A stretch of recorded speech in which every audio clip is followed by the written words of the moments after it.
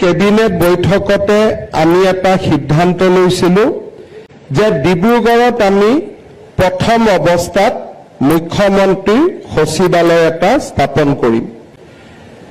এই মুখ্যমন্ত্ৰীৰ সচিবালয় স্থাপন কৰাৰ যি সপোন আছিল আজি সি বাস্তৱত পৰিণত হ'ল।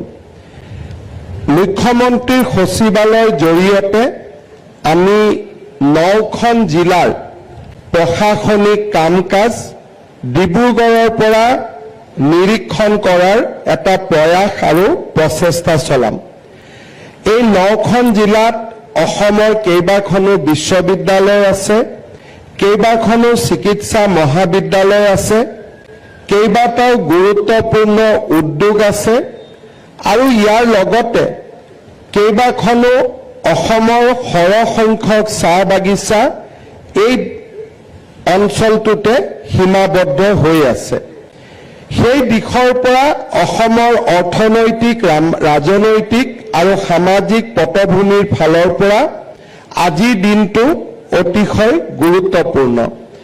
এই মুখ্যমন্ত্ৰীৰ সচিবালয় আমি দিছপুৰৰ মুখ্যমন্ত্ৰীৰ সচিবালয়ৰ লগত টেকনলজিৰ জৰিয়তে আমি লাইভ ৰিলেশ্যন স্থাপন কৰিছোঁ। ইয়াৰ ফলত মুখ্যমন্ত্ৰীগৰাকী ডিব্ৰুগড়ত থাকিলেও সচিবালয়ৰ কাম নিৰন্তৰ গতিত চলি থাকিব। এটা সময়ৰ বাবেও অসম সচিবালয়ত এনেকুৱা এটা ধাৰণা নহ'ব যে মুখ্যমন্ত্ৰী 4 দিন অনুপস্থিত আছে।